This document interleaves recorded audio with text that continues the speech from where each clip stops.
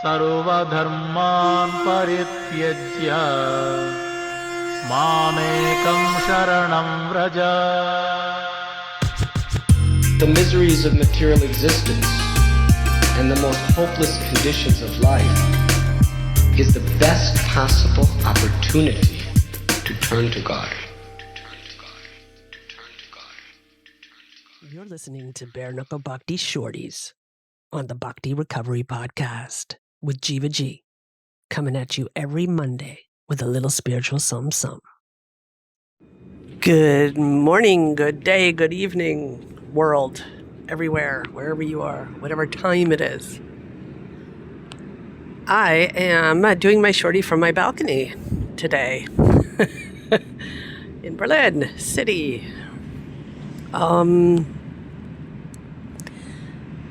Beautiful morning it is. It's I'm looking at the Phantom, which is like the, I don't know, when you go to a souvenir shop in Berlin, you'll get a picture of the TV station. I don't know what it's called. The TV tower, the TV tower. That's direct translation. It's the tall, bulbous with a bulb building structure with a huge antenna on the top. And that's what I'm looking at from my balcony. It's right here. It's pretty amazing. Check in. I'm really, really comfortable and happy here. And really grateful for the space that I have. A couple of topics I'd love to talk about today. And, one of them is not feeling connected spiritually, but keep doing the same things that I'm doing. And which means I'm on. So how does that reflect to me? Or to anyone who's trying to work a program, a 12-step program, a God-centered 12-step program. And sometimes we just do what we do. We just continue with life in this material world. We have jobs, we have commitments, we have responsibilities. We move within this material world. And often we lose contact with the inner voice of the part and partial part of us that is fully connected with our Creator. And sometimes that can feel scary. It doesn't feel scary for me at the moment, but sometimes it has in the past, and it might in the future at some point, but I don't feel scared about it. It's just something that I've noticed. And what I wanted to talk about was that even if I don't feel connected, we talk about faking it till you make it. And I think that's the key to open that door to say, okay, I'm not feeling it, but I'm still doing things that have worked for me in the past, and I'm still on that mission. It's like any relationship. Even when the romantic part wears off and you're not feeling, the honeymoon phase, when you're in love with God, when you're in love with somebody, we are material beings, and this eternal love for God, you can name me maybe anyone who has that. I don't know. So I can't judge that. I can't say that someone that I know, or I can't claim to say that I know someone is in constant contact with that loving connection. However, there are bona fide and ways of keeping that contact, whether we feel it, quote unquote, or not. So until then, like with any relationship, we make a decision and a commitment. I would love to tell you that you fall in love with God and you fall in love with your relationship with God, and you live happily ever after. Yeah. I would love to be able to announce that with confidence. But what I can say is you fall in love with God, we make a commitment to continue that relationship with God and build on that relationship. And we're lucky when we get little glimpses, little teeny droplets. Oh boy. So I had to pause there for a second because the phone was ringing right in the middle of my shorty. I usually put it on Do Not Disturb. So where was I? I was talking about commitment and relationships. If it's a little chopped off and then again started, excuse me, but I had to take a phone call. Anyway. So sometimes spirituality looks very practical, which means making a decision and sticking with it. And trying it out. That's kind of where I'm at the moment. It's like a lot of my spirituality is looking very practical. So, I mean, and I can see, I often hear from a lot of people, yeah, I'm just so tangled up in material things that I can't be very spiritual. But I really try to see things not in that lens, because that's this duality thing. That's kind of like, okay, that there's this world and that world. And then we don't want to be like thinking that we have to leap between one world and the next world. That's just not something that's kind of sustainable. And you sort of just like run from one world to the next. Bringing them both together. Sometimes just doing the dishes is a spiritual act of taking care of what needs to be taken care of, especially for recovering addicts, especially for people who like to avoid responsibilities, especially for those kind of things. Making a good decision in G-O-D, God, good orderly direction, sometimes is a very spiritual decision. Working on relationships, looking at our part in things, looking at God's hand in things, looking at where I can improve in this material world through a tool. This material world is anyway just a tool for us to realize that we're parts and parcel of Krishna. This is sort of the oh, okay, smart Alec. This is okay, your wish is to work out certain things and to understand God in a certain way. So boom, there you are. Here's a life on this earth, in this body. This is what you got to work with. And there's no sense in looking at someone else's body or someone else's, Aufgabe, someone else's, I don't even know the word in English. His duties, I guess, in life, or his lessons to learn, or her lessons to learn. It has really nothing to do with the body that we're given. Someone told me something really great. Never look at what's on anyone else's plate, only to make sure that the plate is full with food. So don't look at anyone else's plate and say, oh, they have more than I do, or they have more peas, they got more carrots, I wanted more carrots. No, you just make sure that you're okay with what you have on your plate. Adjust it as you can within your power. And if you are looking at anyone other's plates, you're trying to make sure that they're happy with theirs as well. And that's service. And that can really only be done here on earth with our practical tools. It can't be done in the head. I can't think my way for someone else to... I can't think my way or wish my way for someone else to have a better life or to make sure that they're okay. I have to do things, acts of love, spirituality, and loving God and devotion and service is an act. It is not a thought. It starts with a thought, but the thought has to become real. It has to become reality in this material world. Is this making sense to everybody? I hope it is. So while we're meditating and connecting with God, which is really important, I'm sorry, I had a little bit of like a condescending character in the way I said that. I didn't mean it that way, but I'm condescending myself, actually. That if I think I'm just truly my heart and heart connection, which is a part of it, it is. In stillness, there's a lot of knowledge.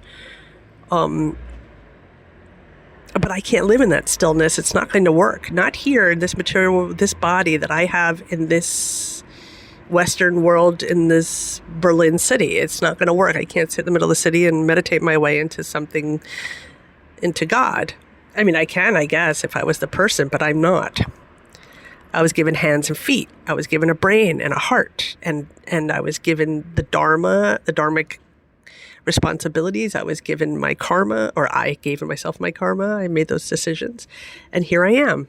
Here I am. This is what I have. It's like a whole, like I've been given it's not even like I've been given everything that I need in order to physically, mentally, emotionally, and spiritually connect with God. I've been given all of it. And here's my chance.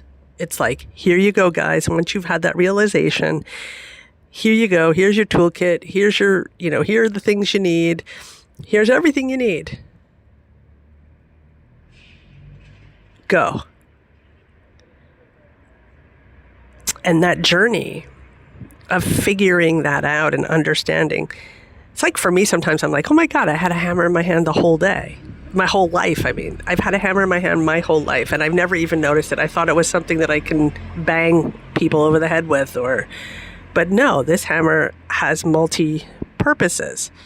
And that realization of like, oh, this hammer is going to help me build my spiritual house. This hammer is going to help me build a healthy emotional house. This hammer is going to help me do this. And then we learn, oh my God, on my other hand, I have a screwdriver. I never knew I had a screwdriver. I thought this was an ice pick or whatever. These are just metaphors, but it's kind of the way it is. And I have to kind of really realize that I'm missing nothing. There's nothing missing in my life. Nothing. If anything, there's too much. I'm not missing anything. It's not like I'm like, oh, poor me. I'm here in this world and I don't have the tools that other people have. No. Baloney. Balakna. I have everything I need for this body, for this mind, for this dharma, for all of it.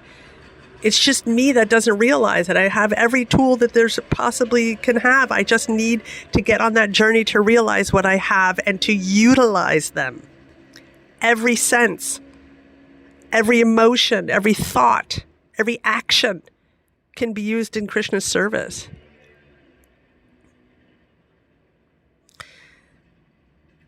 Yeah. And that's the reminder. This is the reminder. By the way, guys, first Bhakti Recovery Group meeting is starting on the 24th of September here in Lichtenberg, Irenenstraße. That is Irenenstraße. I don't even know how to say that in English. It's like Irenenstraße 21 in 10317 Berlin, Lichtenberg. At Ruin Your Life Tattoos. Big shout out to Philly,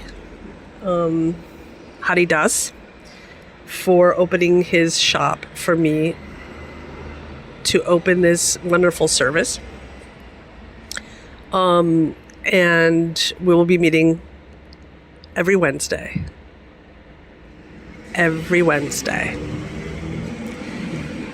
At 7 p.m. Please, if anyone's in Berlin, anyone out here listening in Berlin, please come by. It's going to be an all anartas, all addictions meeting. I also wanted to let everyone know, just, I get a lot of emails and a lot of inquiries about our meetings online. And a lot of people say, oh, I don't know which meeting to go to. I've looked through all the meetings. I'm not sure if I belong there or belong there. Let me tell you something about the Bhakti Recovery Group, people. even if we're reading AA literature or NA literature or CODA literature or whatever literature we're reading, even if we're reading these literatures, and we always read Bhakti literature from Prabhupada, on top of that, with that, adjacent to that, everyone is welcome at every meeting. We use 12-step literature because there's so much bona fide knowledge in 12-step literature. So to come to a quote-unquote AA meeting with, let's say the Thursday AA daily reflections meeting with the Bhagavad Gita. Let's say, I'm an alcoholic, I don't want to go. No, you can come. All of our meetings are open because if you're not an alcoholic, you still have the isms. It's called alcoholism, codependentism. I don't think that's a word, but it's all isms. It's the isms that we say in the 12-step program. The problem is not alcohol. The solution was alcohol. The problem is myself. The problem is my stinking thinking. So we switch out the word. If we go to a CODA meeting, there's so much healthy, amazing knowledge in a CODA meeting. Doesn't mean you want to call yourself codependent or that you identify as a codependent. But the spiritual knowledge and the spiritual solutions in all of these 12-step programs and in the Gita and every, Gaudiya Vaishnava readings that we read applies to everybody. And it's relatable to everyone. So all of our meetings are open. And on the fact of our open in-person meeting in Berlin, this is an all anartas, all addictions, all isms meetings, which means anyone can come if you have rage issues, if you have addiction issues. We just read and use 12-step literature and Bhakti literature for our navigation system to lead us through this material life in a spiritual way. So I hope this helps. We're also working on another meeting, and I will keep you updated on that.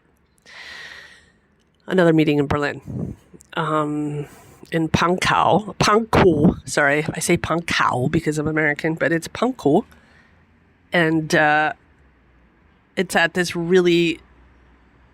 No, I'm not going to say anything until it's finalized. But anyway, we're there every Friday.